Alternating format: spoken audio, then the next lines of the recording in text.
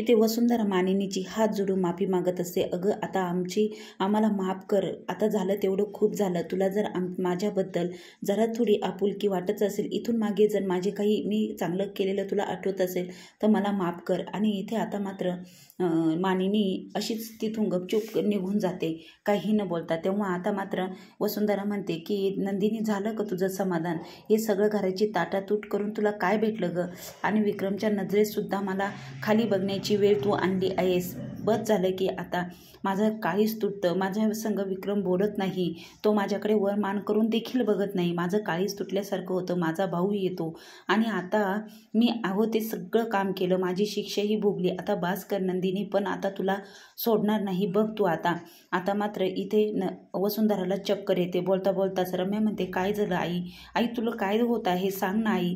आता रम्या रडायला लागलेली आहे. इकडे आता वसुंधराला घेऊन सगळे वरती गेले. मानिनी म्हणते की हे सगळं त्यांचं नाटकच असणार आहे. ह्या सगळ्या जबाबदारीतून त्यांना बाहेर पडायचं आहे. त्यांना आता हे काम जड होत आहे, त्यामुळेच ह्या वसू आत्या हे नाटक करत आहे. तेव्हा आता मानिनी म्हणते, आता त्यांना माफ तर करणारच नाही आहे मी, पण हे सगळं त्यांचं त्या नाटकच करत आहे असं तरी मला वाटतं. तेव्हा इथे मिथूनसुद्धा तेच म्हणत होतं, या वसुंधराला आपण ओळखायला कमीच पडलो. ती खूपच नाटकी आणि ड्रामेबाज बाई आहे आणि तिच्या म्हणण्यावर जाऊ नका. ती आत्तासुद्धा मला तरी वाटतं ह्या सगळ्यातून बाजूला पडण्यासाठी हा ड्रामाच करत आहे आणि तिच्याकडे लक्ष देऊ नका. आता मात्र डॉक्टर आलेले आहे. नंदिनी आणि रम्या ह्या तिथंच उभ्या आहे. तेव्हा रम्या बोलते की डॉक्टर, माझ्या आईला काय झालं आहे हे सांगा ना. तेव्हा डॉक्टर म्हणतात की चेकअप करू द्या, यांचं ब्लड प्रेशर वाढलेलं आहे, यंदा थकवा आलेला वाटतो आहे. तेव्हा आता रम्या म्हणते, त्यांचं वयच नाही हो डॉक्टर काम करायचं, पण आता आमचे हात दगडाखाली आहे, आम्ही तरी काय करणार ओ. आणि मग आता नंदिनी म्हणते की डॉक्टर, आम्ही घेऊ त्यांची काळजी. नंदिनी मात्र रम्याकडे बघत असते. डॉक्टर म्हणतात की यांना जास्त आराम करण्याची गरज आहे, यांना आराम करू द्या. मात्र आता हे सगळं नाटक असतं, डॉक्टरही त्यांच्या नाटकात सामील झालेला असतो. आता वसुंधरा म्हणते की आता मात्र कशी वाटली नाटकाची. तेव्हा इथे डॉक्टर म्हणतात की तुम्ही खरंच मालिकेत असायला हवं होतं. आणि आता मात्र ह्या सगळ्या ही घाणेरडी साडी घालायचा मला कंटाळा आलेला आहे आणि असंच आता मला बसून चालणार नाही. या कपड्यांमध्ये असं बसून कसं चालेल? आता काहीतरी पाऊल उचलायलाच हवं ना डॉक्टर. आता मात्र तुम्हाला काय करायचं आहे, खाली जाऊन काय बोलायचं आहे हे तुमच्या लक्षात आलेलंच असेल ना. रम्या म्हणते, काय भारी ॲक्टिंग केली आई तू. तर आता वसुंधरा म्हणते की खाली जाऊन तुम्हाला फक्त आता जे सांगितलं आहे तेवढं बोलायचं. आणि रम्या तर येणारच आहे आणि रम्याने ज्यावेळेस इशारा करेल त्यावेळेस तुम्ही मात्र तिथून निघून जायचं. डॉक्टर म्हणतात की खरंच तुम्ही मालिकेतल्यासारख्या विलन वाटत आहात. आणि मग इथे वसुंधरा म्हणते, कधी आमच्यावर आता ही वेळ आणली आहे ना, आता मात्र त्या नंदिनीला आणि त्या मानिनीला आता दाखवूनच देणार आहे. आता तुम्ही फक्त तुम्ही खाली जाऊन मी जे सांगितलं तेच बोलायचं आहे. आता इकडे ह्या डॉक्टरची वाट बघत असतात. तेव्हा आता मानिनी म्हणते, डॉक्टर सांगत असतात की त्यांना विश्रांतीची गरज आहे, या वयात त्यांना जास्त दगदग नको आहे. तेव्हा आता मात्र मिथून म्हणतो की तुम्हाला तर माहितीच आहे ना, त्यांनी असं काही जे काम केलेलं आहे ना, त्यामुळे आम्हाला हे सगळं करावं लागलेलं आहे. आणि आता म्हणून तर त्यांना ही शिक्षा, तुम्ही आमचे फॅमिली डॉक्टर आहे म्हणून तुम्हाला ही सांगण्याची वेळ आलेली आहे डॉक्टर. पण ती वसू आत्या कशी वागली ना नंदिनीसोबत, आणि त्याच्यामुळे ते हे सगळं करावं लागलेलं आहे. आता इकडे नंदिनी म्हणते की आपण घेऊया त्यांची काळजी.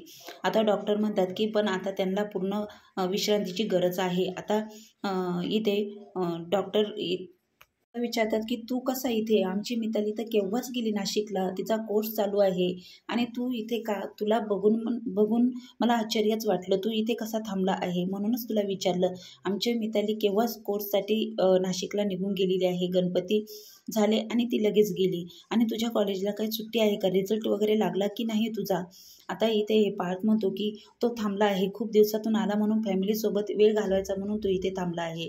तेव्हा डॉक्टर म्हणतात की नाही तसं नाही, पण रिझल्ट लागलेला आहे, तुझा नाही लागला का रिझल्ट. तेव्हा युग म्हणतो, नाही माझा नाही अजून रिझल्ट आला.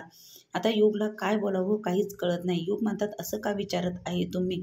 आता मानिनी इथे किचनमध्ये असते आणि मानिनी म्हणते की ही रम्या अशी करते ना, इथे कचराच टाकून दिला, या रम्याला एकही काम दडाचं येत नाही, काय हे कुणाचं कुरिअर आहे. आणि मग ते बघते तो असतो युगचा निकाल आणि तो फेल झालेला असतो. हे सगळं मानिनीने आता बघितलेलं आहे.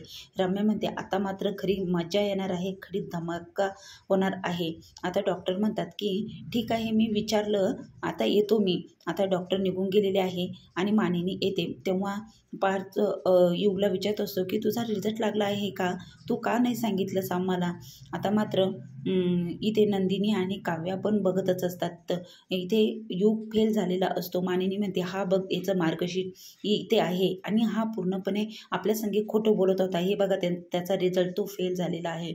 आणि मग मानिनी म्हणते हे कशासाठी तू लपवलं, लपवाछपवीचे कामं केले, तू फेल झाला आणि याच्यासाठी आम्ही तुला तिथे पाठवलं होतं का, आणि तू का अभ्यास केला नाही का. तेव्हा मात्र युगला आता सगळेजण बोलायला लागतात. पार्थने युगचा कान ओढून युगला म्हणतो की हे काय केलंस, तुला आम्ही अभ्यासासाठी तिथे पाठवलं होतं. तेव्हा आता काव्या म्हणते पार्थ ऐका, राग आवरा तुमचा जरा.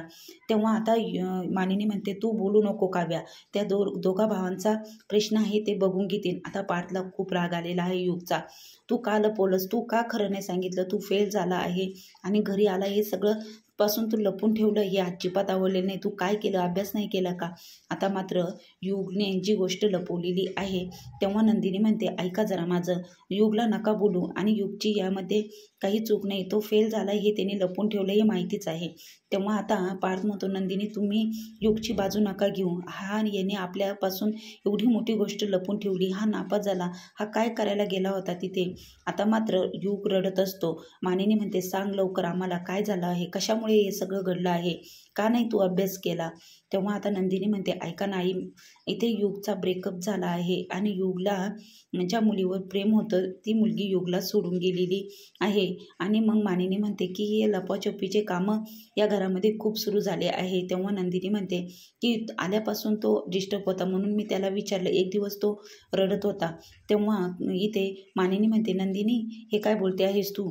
तेव्हा नंदिनी म्हणते हो, मी त्यावेळेस त्याला विचारलं की का रडतो आहेस युग. तेव्हा युगने मला हे सांगितलं की त्याच्या आयुष्यामध्ये एक मुलगी आली होती आणि ती मुलगी त्याला सोडून गेली, त्याच्यामुळे युग डिस्टर्ब झाला असावा आणि त्याचा अभ्यासात लक्ष लागलं नाही म्हणूनच त्याला तो नापास झाला आहे. आणि मग इथे मानिनी म्हणते, मानिनी मात्र युगला कान धरून ओढत असते, काय केलं, आम्ही याच्यासाठी तुला एवढ्या लांब पाठवलं होतं का, शिक्षणासाठी. इतक्या लवकर तुझं वय तरी आहे का रे प्रेमात पडण्याचं, आणि प्रेमात पडला ते कुणाच्या.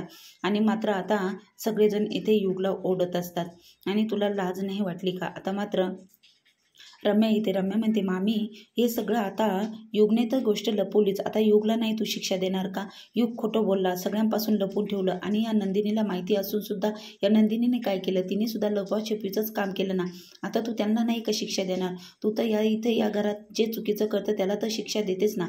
तेव्हा काव्या म्हणते तू काय ग प्रत्येक वेळेस नंदिनीलाच का कारणीभूत ठरवत असते.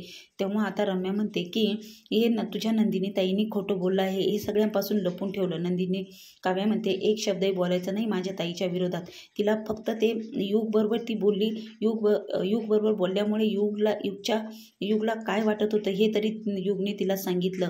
आणि तेव्हा काव्या बोलते युग फेल झाला हे नंदिनी ताईला अजिबात माहिती नव्हतं, पण तिला तर माहिती होतं ना हे सगळा प्रकार घडलेला आहे, तो सांगायला नको का तिने घरामध्ये, तर तिने गोष्ट लपवलीच ना. तेव्हा आता मात्र इथे पार्थ म्हणतो इनफ, शांत बसा तुम्ही सगळेजण, काय चाललं आहे तुमचं इथे. आणि नंदिनीने असं काही केलेलं नाही आहे असं पार्थ म्हणतो.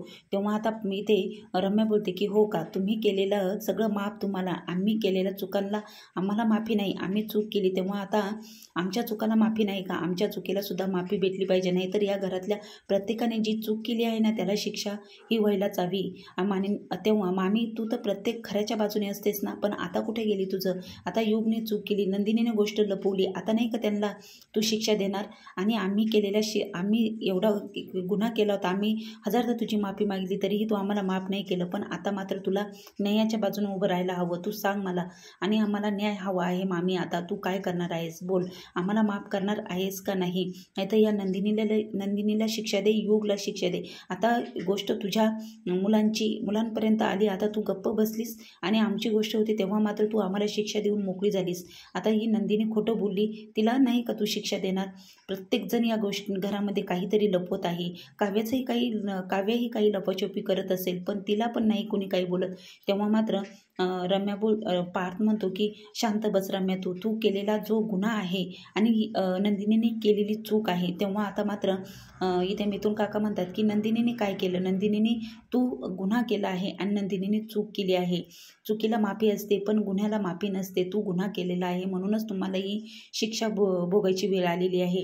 आणि नंदिनीने काय केलं, लपून नाही ठेवलं. तिने परिस्थितीनुसार घरच्यांना सांगितलंच असतं. तेव्हा काव्य म्हणते की नंदिनी ताई उलट युग बरोबर बोलली आणि युग तिला सांगू शकला, नाहीतर आपल्या घरातल्यांना कुणालाच काही कळालं नसतं युगबद्दल. युगचा ब्रेकअप झाला हे तरी नंदिनी ताईला कळालं आणि परिस्थिती बघून नंदिनी ताईने सगळ्यांना घरामध्ये सांगितलंच असतं. तेव्हा आता मात्र रम्या बोलते की तुझंही काहीतरी लपछपीचं काम असेलच ना. तेव्हा आता मात्र काव्य बोलते की शांत बस रम्या, आता आमच्या मोहित्यांच्या मुलींना लपछपीच्या गोष्टी येत नाही आणि मग आम्ही असं कधीच खोटं बोलत नाही. तेव्हा रम्या म्हणते बस कर काव्या, तू आता मात्र तुझ्या बहिणीची साईड घेऊ नको. आता मात्र मला न्याय हवा आहे आणि मी न्याय मागणारच आहे. आता मात्र मी शांत बसणार नाही. तेव्हा इथे नंदिनी म्हणते अगं ऐकून तरी घ्या ना माझं, मी काय बोलते आहे. काव्या तू शांत बस. तेव्हा काव्या म्हणते की आम्ही कधीच असा गुन्हा केला नाही, लपछपीचे कामं केले नाही. आमच्या रक्तातच ते गुन्हा नाही आहे आणि खोटं बोलायचं हे पण नाही, कारण की आम्ही मोहित्यांच्या मुली आहोत. आमच्यावर चांगले संस्कार झालेले आहे आणि आम्ही कुणाबरोबर खोटं बोलत नाही आणि असे लपछपीचे कामं देखील काही करत नाही. तुझ्यासारखे संस्कार नाही आहे आमच्यावरती. आता मात्र काव्या म्हणते की तुम्हाला लाज वाटली पाहिजे. तुम्ही जो अपराध केला आहे ना, तुम्ही शर्मेने मान खाली घालून बोललं पाहिजे आणि अपराध करून तुम्ही वर मान करून बोलत आहे रम्या. तुला काहीच कसं वाटत नाही आणि तू माझ्या ताईच्या विरोधात एक शब्दही बोलला ना, मी ते खपून घेणार नाही. आता मात्र रम्या इथे मानिनीला म्हणते की मामी तू तर खरंच प्रत्येक गोष्टीमध्ये ज्याची चूक असेल त्याला शिक्षा द्यायला तयार होतेस ग, पण आज इथे परिस्थिती कशी आहे. आज वेळ तुझ्या मुलांनी जी चूक केली आहे त्याला नाहीच का तू चूक देणार. आज युगला शिक्षा झाली पाहिजे, नंदिनीला शिक्षा झाली पाहिजे.